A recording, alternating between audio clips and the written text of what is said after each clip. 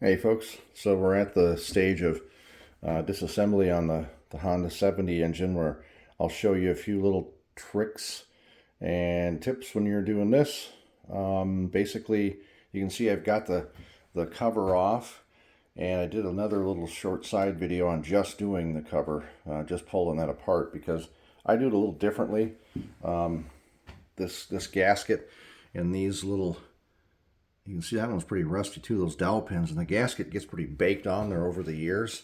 So those don't come off well, and to try and pry on them, a lot of times you'll break something or put a big gouge in the case. So a real easy way is you just take a 5/16 18 tap, make sure it's a starter tap. You can see how the threads are really shallow to start. And you thread one hole. You may not even know where the dowel is. It might not be in the same place. On Honda 70s and 50s, they pretty much are. One's right there and one's right there. But I always do this one because it's kind of across from the other dowel pin a little bit, and it sticks out further away from the case. It's easier to access. So yeah, you just thread those holes and use a little slide hammer and pop up the case on this side.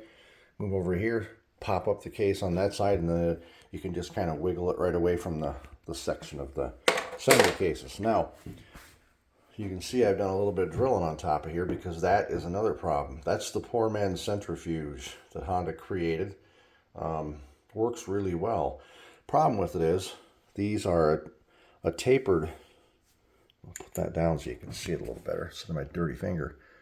So that taper holds that cover, those 3 screws in place, which is great until it starts getting pressure from the inside out, which is what it does. It cakes up with junk, and then you can't hardly break these loose. And don't feel bad about it if you can't get them loose, because 99% of the time I have to drill all 3.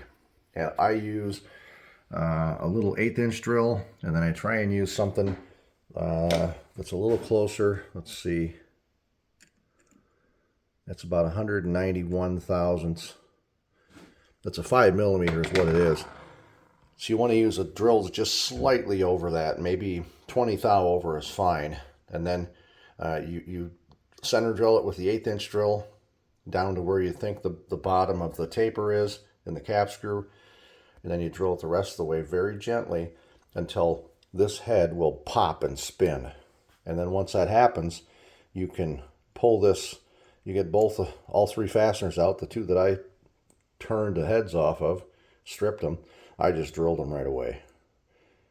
And look at that. We'll set that down there and look. The back side of that is packed full of junk. Let's see if I got my little screwdriver here. That's what these are for, basically, are little caverns to allow dirt to build up and grime. That is packed full. And that, like I said, it pushes outward, and that's what causes these things. Now watch this. You should be able to just barely move these with a screwdriver. See if it'll move with one hand. Yep, there you go. See that? And those stripped. They broke the tip off of one of my impact tools right there. And then they stripped off. So they will spin right out after you. We'll get a good shot of my dirty finger there. That's how easy they come out after you drill the heads off. So again, don't fight with those. Just order new ones or get used ones from another, if you got another project that did come apart, because they don't, once you tighten them up, they don't fall out.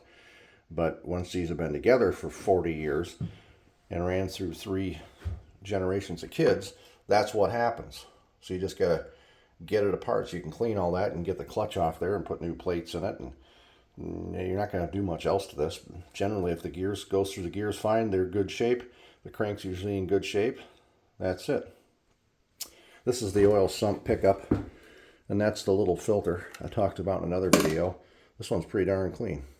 Not any big chunks in there. I've seen huge chunks of junk on the bottom side of this. I'll still clean all this and put it back together, of course. Yeah, but it wedge fits in there. That's pretty much it. The cylinder is very worn, extremely worn, and it was rusty at one time. Let's see if we can get you can see the rust down in there.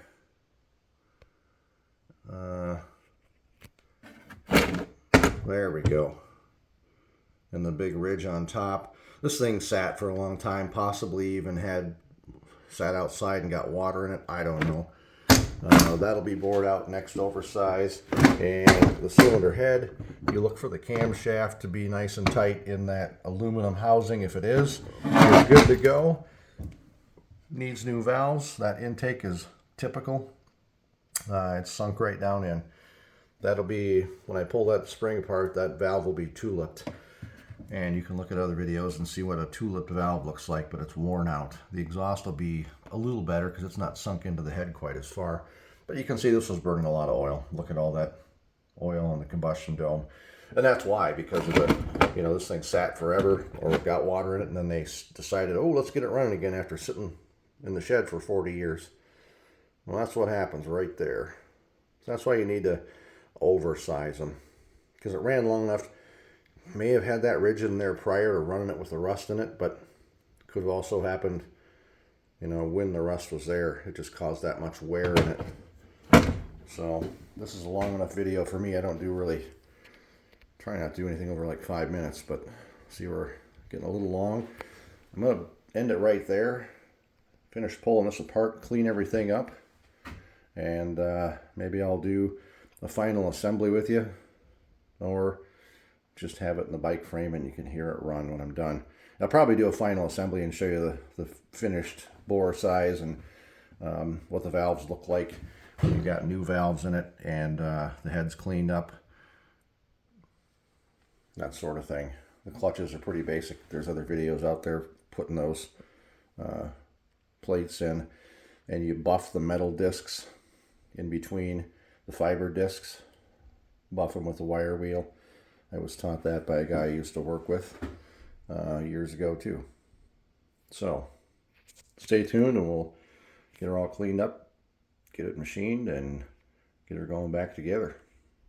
It's getting warm out. Bob's your uncle.